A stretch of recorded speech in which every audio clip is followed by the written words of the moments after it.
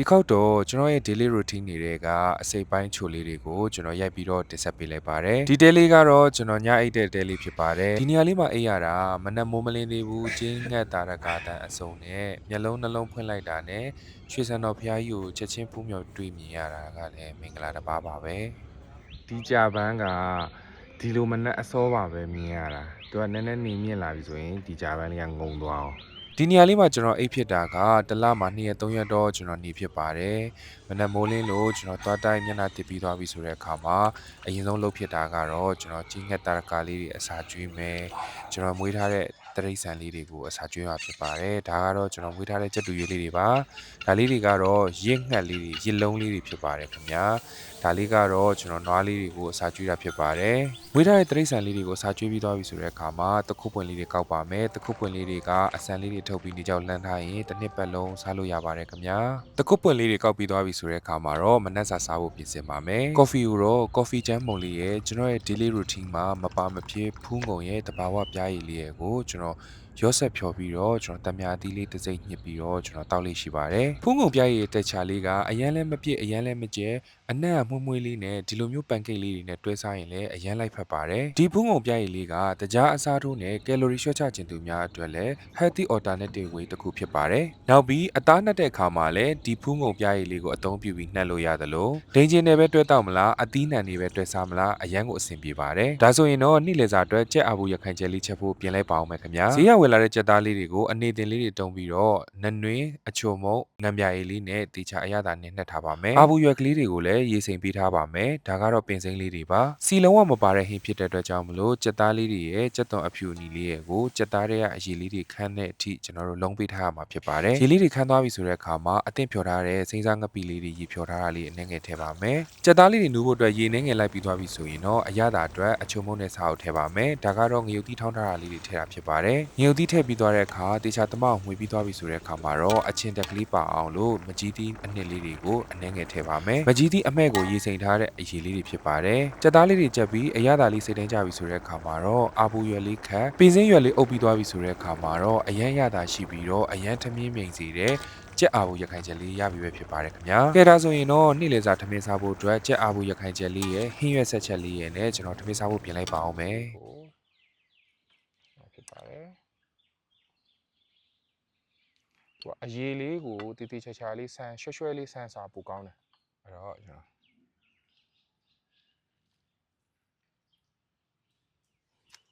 စားပါအောင်ခင်ဗျာ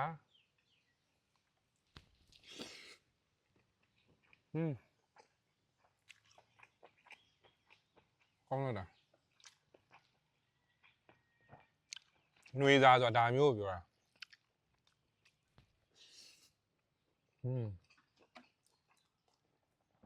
လုံးဝစီမပါဘူးเนาะဟင်းရဆက်ချက်ရောဒီကြက်အာဘူးရခိုင်ချက်ကိုလုံးဝစီမပါဘူးအာဘူးရကလေးနဲ့ဆိုတော့လေစားရတာမှုန့်မွေးလေးပင်စိမ်းလေးပါအုပ်ထားတာဆိုတော့ရှယ်ပေါ့ဗျာ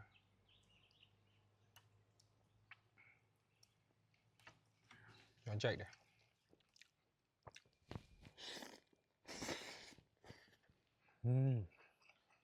ဒါဟင်းရဆက်ချက်လေး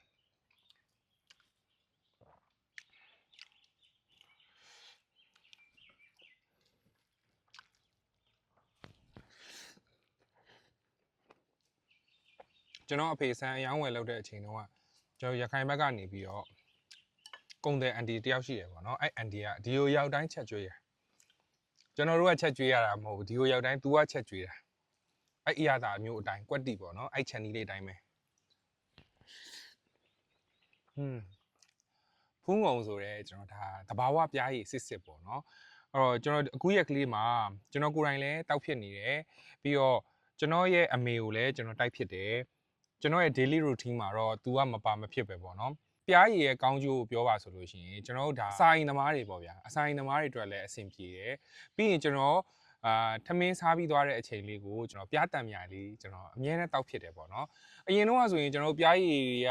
ရွာဘက်ကလာရောက်တဲ့အသေးတွေစီကပဲဝယ်ရတာပေါ့နော်ဒါပေမဲ့အရင် မစစ်ဘူးပေါ့ကျွန်တော်အချိုလျှော့ခြင်းတယ်ပေါ့နော်တကြားအစားထိုးနေရာမှာအချိုလျှော့ခြင်းတဲ့သူတွေအတွက်ဒီပြားရည်သုံးလို့အရန်အဆင်ပြေတယ်ပြီးတော့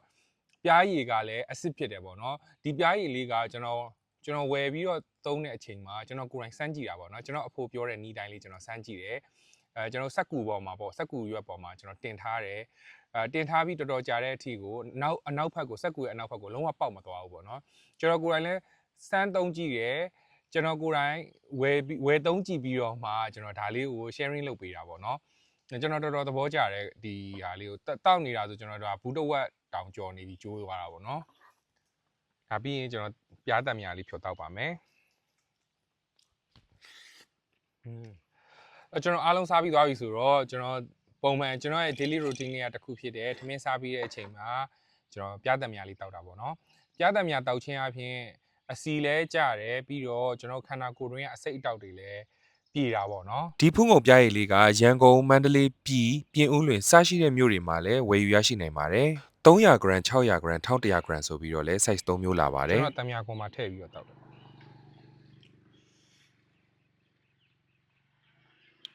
ပြီးတော့လေကျွန်တော်ကဒီဖူးငုံရဲ့ကျွန်တော် packaging လေးကိုလည်းတော်တော်သဘောကျတယ်မပေဘူးပေါ့နော်ဒါ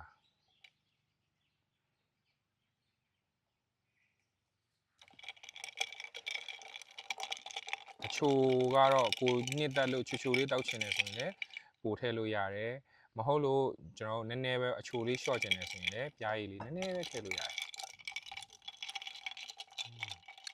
တောက်ပါအောင်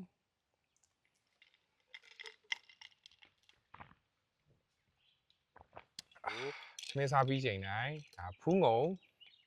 ပြားရည်လေးနဲ့ကျွန်တော်တံမြာကြီးဖြောတောက်ပါတယ်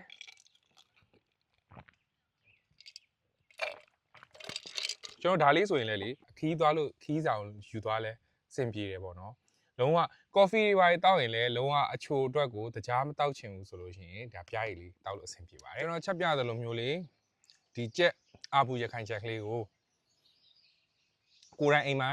ကိုချစ်ရတဲ့သူတွေကိုချက်ကျွေးကြည့်ပါအရင်ကိုစားလို့ကောင်းပါတယ်တကယ်ကိုစားလို့ကောင်းပါတယ်အဲ့တော့ကျွန်တော်ဗီဒီယိုလေးကိုနားမှာပဲရနာခွင့်ပြုပါဗီဒီယိုဆုံးထိကြည့်ရှုပေးတဲ့သူတို့ရချင်းတိုင်းကိုကျေးဇူးအများကြီးတင်ပါတယ်နောက်ဗီဒီယိုမှာပြန်လည်ဆုံတွေ့ပါမယ်အားလုံးပဲတတာ